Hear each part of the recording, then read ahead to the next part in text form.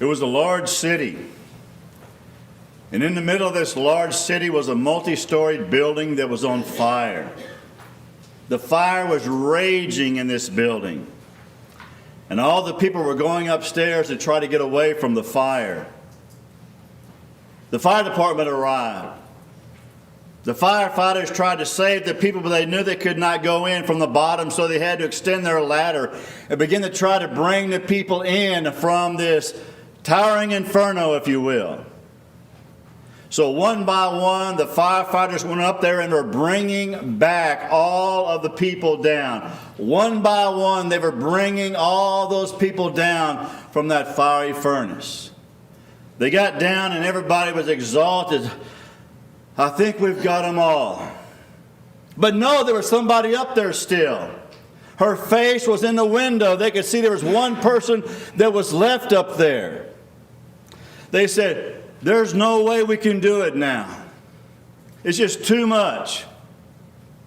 Bob says, let me give it a try, guys. And so he goes up the ladder. He's able to get a hold of that lady and starts to bring her down. Fire everywhere. Smoke. Bob starts worrying.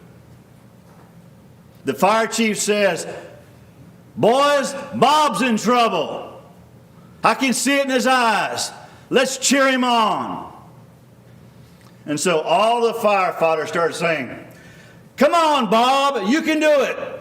We know you can do it, Bob. Come on, Bob. And with that encouragement, Bob got the strength and brought the lady down to safety. My friends, we live in a day when our families are in desperate need of cheering on. Desperate need of encouragement.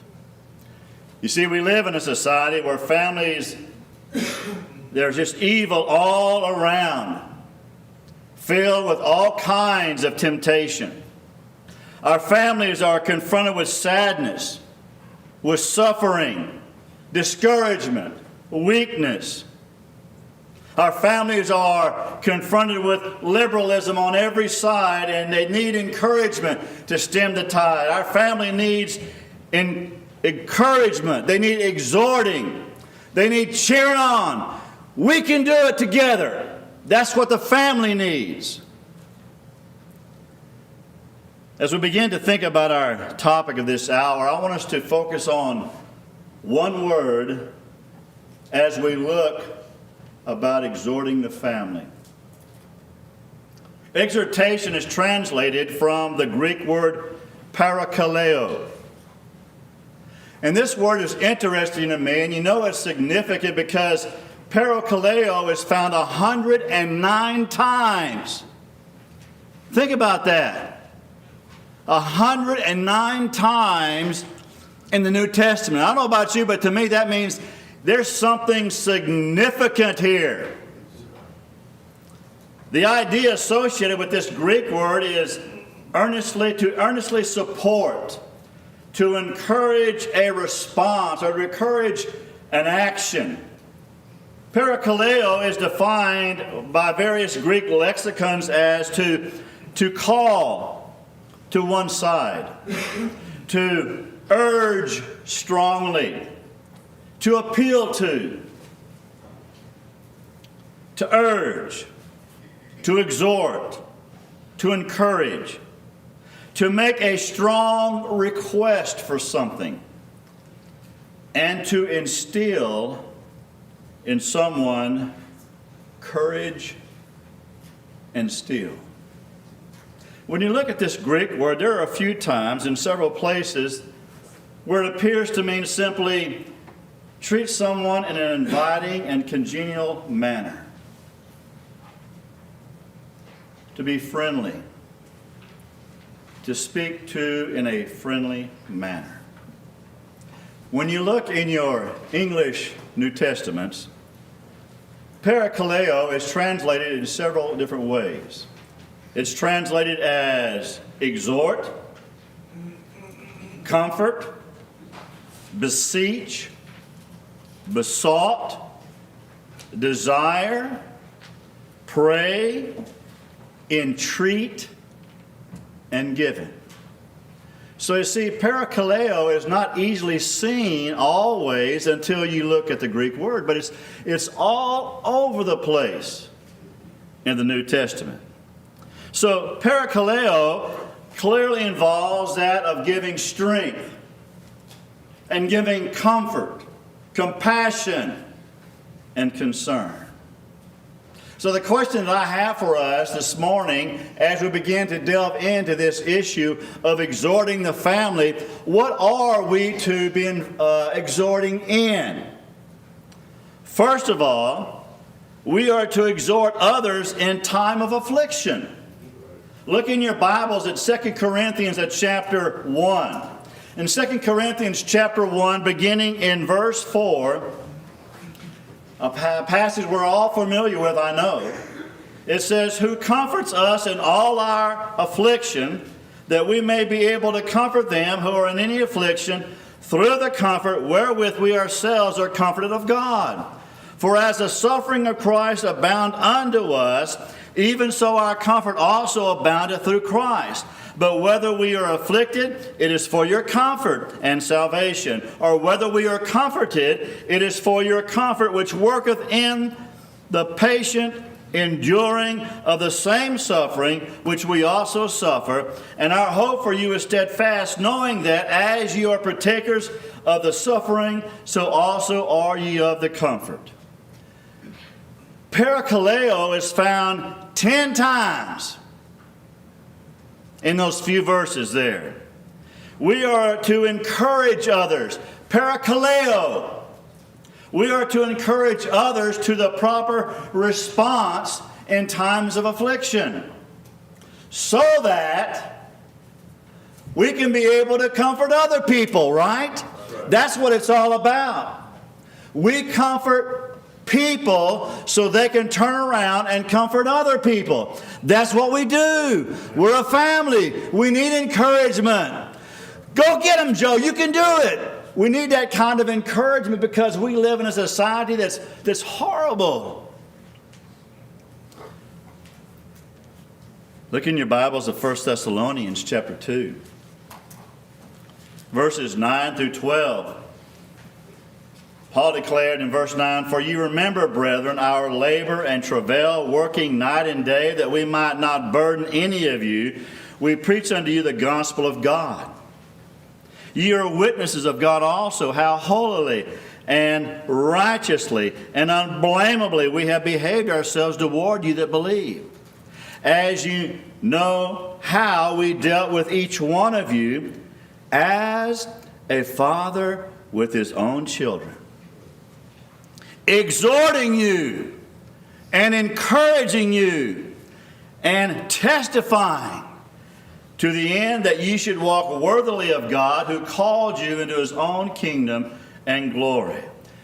My friends, in time of difficulty, in time of travail, we need encouragement. We need encouragement to overcome. We need encouragement to walk worthily of the Lord. I need your help. We need each other's help in this. And we need to encourage people along in this regard. But when you think about encouraging, we are to encourage, we are to exhort also to greater faithfulness. Romans 12, verses 1 and 2. I beseech you there, brethren, by the mercies of God, that you present your bodies a living sacrifice, holy, acceptable unto God, which is your reasonable service. And be not conformed to this world, but be ye transformed by the renewing of your mind, that you may prove what is that good and acceptable and perfect will of God. I beseech you, parakaleo, I'm cheering you on. Be more faithful. Be sacrificial in your lives. We need to parakaleo one another so as not to be fashioned to this world. We need that encouragement. Ephesians chapter 4, verses 1 through 3. It says, I therefore, a prisoner of the Lord, beseech you to walk worthily of the calling wherewith you are called, with all lowliness and meekness, with long suffering, forbearing one another in love, giving diligence to keep the unity of the Spirit in the bond of peace. We need encouragement. We need to be beseeched, parakaleo, to be diligent in our Christian walk. We need encouragement to have the right attitudes. I don't know about you, my attitude is not always on kilter. And we need that encouragement. We need to encourage people to be long-suffering and patient. We need to have encouragement to be endeavoring, King James, giving diligence, American Standard. The idea of being zealous. We need to encourage one another to be zealous in keeping unity. And might I add, biblical unity. We need encouragement in this regard. Notice in Hebrews chapter 10, verses 24 and 25, it says, and let us consider one another to provoke unto love and good works, not forsaking our assembling together, as the custom of some is, but exhorting one another, and so much more as ye see the day drawing nigh. Exhorting, parakaleo, encouragement is needed in faithful attendance. Everyone is not as strong as we are. They need encouragement. We have a man there at BCS, a great older gentleman. He's there every time. But there was a while back that he wasn't. He came on Sunday morning only. Dink McDonald, one of our elders, said, hey, Bill, why don't you go out and eat with me? He says, Bill, you know you ought to be here every time. And now guess what? Bill's here every time. I know Terrence gets it. I get texts from him all the time. And all it took was a little bit of encouragement. That's what it takes. Encouragement to encourage others. Right? So I don't want to be just the only one encouraging, neither do you. We encourage others to encourage. Can you imagine if everybody is encouraging everybody in the church, how exciting that would be and how easy it would be to get over a lot of things in life if everybody was involved in it. Yes. And notice he mentions the word provoke. Though that's not our word we're looking at, but it adds to the situation because there are times in encouragement where you need to get sharp with people. The idea to provoke means sharp contention. And so sometimes encouragement might be an arm on the shoulder encouraging a brother. But another time he might need to get a kick in the seat of his britches. That's all encouragement. And it takes wisdom to know when and when not to do something like that. But not only that, we are to exhort, parakaleo, others to stand for the truth. Romans chapter 16 and verse 17. Now beseech you, brethren, mark them that are causing divisions and occasion of stumbling, contrary to the doctrine which you learned, and turn away from them. I beseech you, there's our word. I'm encouraging you to mark, to point out the false teachers. Let me tell you something. It's not those who stand for the truth who cause the division. It's those who do not stand for the truth that cause the division. Shake or nod. I know what Brother Mosier felt like when his icicles were coming off his ears too, up here. That's why I got to stand back here so I can get out of it. But we need encouragement. But don't get up and change it for me. I'm okay. Don't worry about it. We need encouragement. We need to encourage one another to stand up for what's right and for what's true. Sometimes we feel like we're the only one, but we know we're not. And that's why we need encouragement from one another when we do stand for what's right. Man, yeah, Rick, you did the right thing there. Encourage Rick. Yeah, Terrence, we did the right thing when we stood up against that alcohol stuff. Encouragement. We need that encouragement so that we can do it again. Jude verse 3 says, Beloved, while I was giving all diligence to write unto you of our common salvation, I was constrained to write unto you, exhorting you to contend earnestly for the faith which is once for all delivered unto the saints. We need encouragement. We need exhorting. We need parakaleo, to contend, to have intense effort. We need encouragement to stand for and uphold the truth. There are too many sissy boy preachers out there who do disservice to the cause of Christ by not standing for what is true. And we need to be bold in our proclamation, bold in our stand for truth. And we need encouragement to do this. We need bold preaching.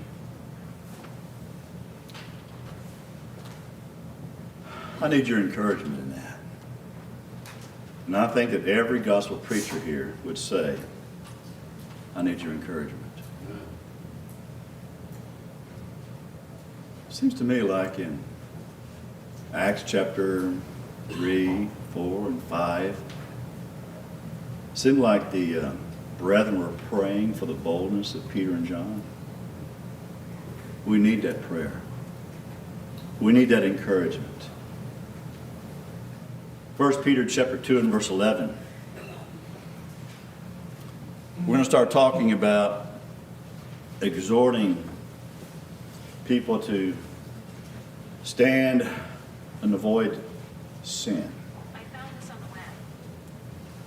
Hebrews chapter 3 verses 12 and 13 says, Take heed, brethren, lest haply there shall be in any one of you an evil heart of unbelief and falling away from the living God, but exhorting one another day by day, so long as ye call today, lest any one of you be hardened by the deceitfulness of sin. Exhort one another. Parakaleo. By letting them know the dangers of sin. Encouraging them. I like day by day. I don't know about you, but I need encouragement every day.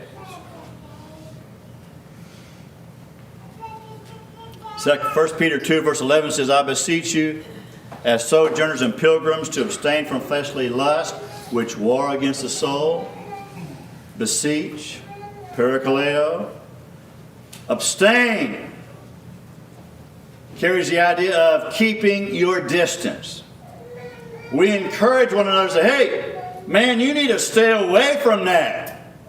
Get away from it. Don't rub elbows with it. We need encouragement in that. But we also need to exhort one another to imitate good examples. 1 Corinthians 4 verse 16 says, Paul says, I beseech you. Guess what? Parakaleo. I beseech you, therefore, be imitators of me. But then later on in that same book, in chapter 11 verse 1, he says, be imitators of me as I also am of Christ. So we need to encourage with regard to good examples. But here's something I want you to see before we start making some application here. We are to take heed to the word of encouragement. Think about that for a second. Look at Hebrews 13 verse 22. He says, "But I exhort you, brethren, bear with the word of exhortation. For I have written unto you in few words." I want you to think about that phrase, bear with the word of exhortation. You know, it's one thing for us to exhort, but I don't know that we're always willing to receive the exhortation. Right? We need to receive with honest and good heart when people exhort us to better living, better quality of life, and standing for what is right and true. But how does all of this relate to the family? Families are in need of exhortation in times of affliction. Our families are going to be fronted with all kinds of persecution. Our children are going to be made fun of because of their faith. Parents are going to lose their jobs or promotions because of their faith. Society is going to be involved in mocking us. We need encouragement in those areas. There's going to be affliction of sadness. There will be times of failure, times of loss. There will be times of disappointment, times when we're disappointed in ourselves, times when we're disappointed in other people, and we need encouragement there. There will be afflictions and sickness and sorrows and death and all these things. We need encouragement. Families need parakaleo. Families need to be exhorted in faithfulness. Parents need to demand and encourage faithfulness to the Lord. Genesis 18:19 has been used several times throughout this lectureship. Good verse. But Abraham, he did what? He demanded faithfulness in his family. And when I think about a father demanding faithfulness in his family, I not only think about encouraging, but I think about cheering on. Come on, son, you can do it. Come on, daughter, you can do it. Come on, wife, grandkids, great-grandkids, you can do it. Encouraging the family. We need that. Of course, this is going to take place as we train up a child in the way he should go, right? Proverbs 22, verse 16. And we know that this is a teaching process. Again, Deuteronomy 6, verses 4 through 9 has been used several times. But it makes a way of life. Our way of life ought to be that of encouraging our family.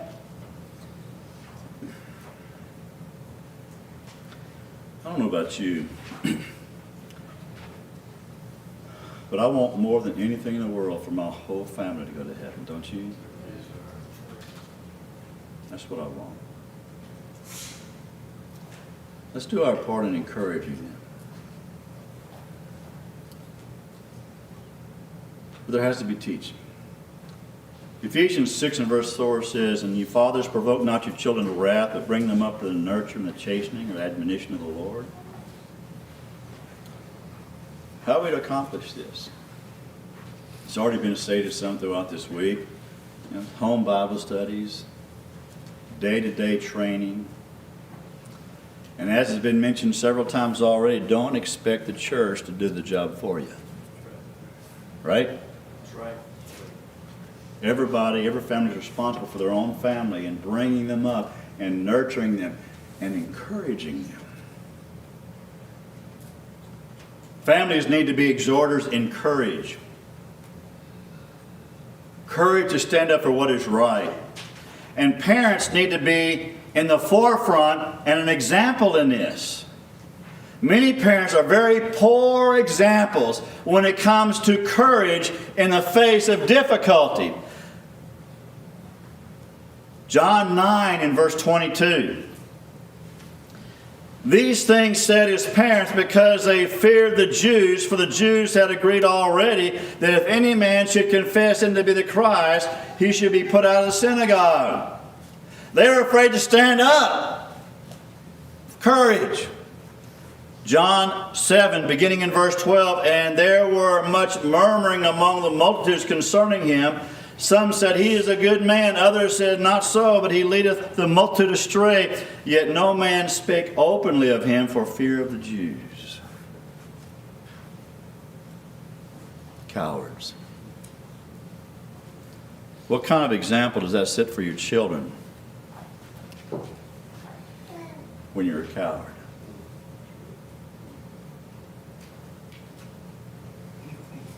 Parents need to teach the children to be sound in doctrine. They need to teach their children to be examples in courage. Titus 2 verse 1, but speak thou the things which befit sound doctrine. Families need to be exhorters in staying away from sin. I mean, come on, we need to tell our kids what sin is. Let's get specific with it. And if anybody knows me, I don't mind telling people specifically things. I kind of even make my students' eyeballs pop out sometimes with what I say in class. But, you know, if you don't get specific with some things, they don't get it. Right? And we need to be specific with our kids.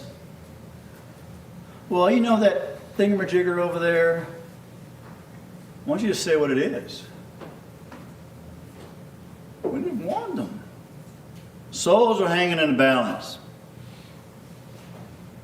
And we can help them by avoiding sin, by helping them to avoid improper influence.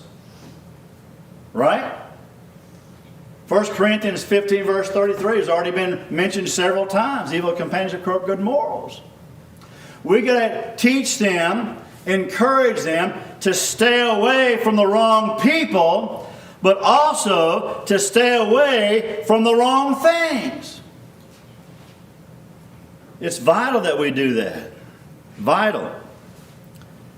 There are many parents who are setting up their kids for failure. Well, you know, I want my daughter to be popular in school. I want my son to be popular in school. I want people to like him. So what do? We let them hang with the riffraff and they become riffraff. Families need to exhort their families to follow good examples. Remember, I want to be like Mike. Really? Maybe on the basketball court, but not in life. Right? Our kids nowadays, they look at sports stars and rock stars and movie stars. All kinds of stars except for the stars in the heaven and the God who made them. Follow Bible examples. Good Bible people. And let me tell you, people out there, you never know when there's some little kid out there who looks up to you. And half the time you don't even know it. But they watch you like a hawk. They want to be like you. I've got myself more trouble than I know of with that kind of thing. Because my grandkids love to do what Poppy does. Like sticking straws up his nose and things of that nature. Jelly beans and all that kind of good stuff. And I get myself in so much trouble.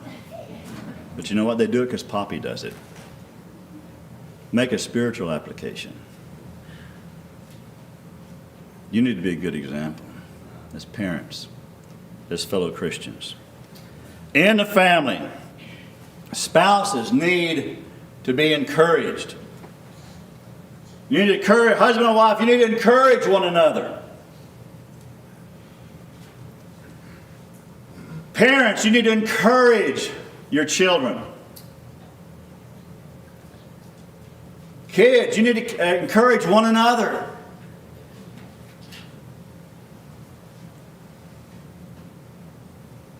But how can the church help in this regard? How can the church help in exhortation? The elders, first of all, must be exhorters by being good shepherds. I was listening to Brother Mosier last night. You hit me in the heart, Brother Mosier. We got a job to do.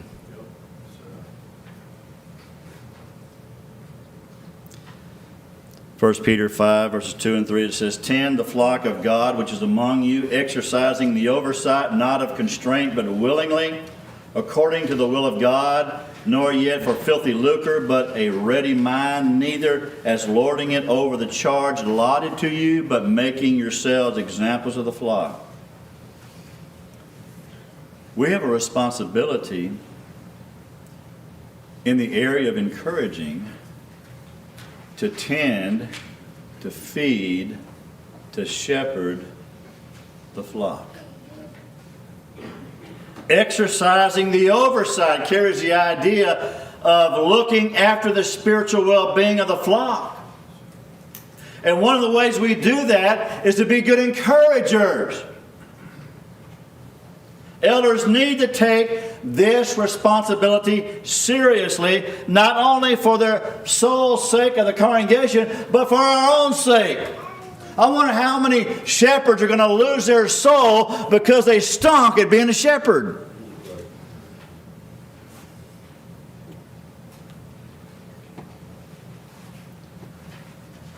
There's a whole lot more I could say about that. But just reference Brother Mosier's lesson from last night. One final thing I want to mention is preachers need to be exhorters. In 2 Timothy chapter 4, beginning of verse 1, "I charge thee in the sight of God and of Christ Jesus, who shall judge the living and the dead, and by his appearing in his kingdom, preach the word, be urgent in season, out of season, reprove, rebuke, exhort with all longsuffering and teaching, for the time will come when they will not endure the sound doctrine, but having itching ears will heap to themselves teachers after their own lust, and will turn away their ears from the truth, turn aside into fables. But be ye sober in all things, suffer hardship, do the work of an evangelist, fulfill thy ministry." Paul said, "I shrank not from declaring unto you the whole counsel of God. Everything that was profitable unto you." Acts 20, 20 and 27. We need bold preaching. We need to be exhorting our brethren. We need distinct preaching. Not some fluffy sissy boy stuff. No. I like to preach on compassion. Because you know me, I'm a loving guy. Right? But sometimes we've got to tell them how the cow ate the cabbage. The whole counsel of God. That's encouraging. That's parakaleo. Preaching with compassion. Souls. I think about old Bob as he was climbing down that ladder, the fire raging around him. And had he not had his fellow firemen there encouraging on, he and that lady both would have died in the flames. If we don't have the encouragement we need, perhaps we will die in the flames as well.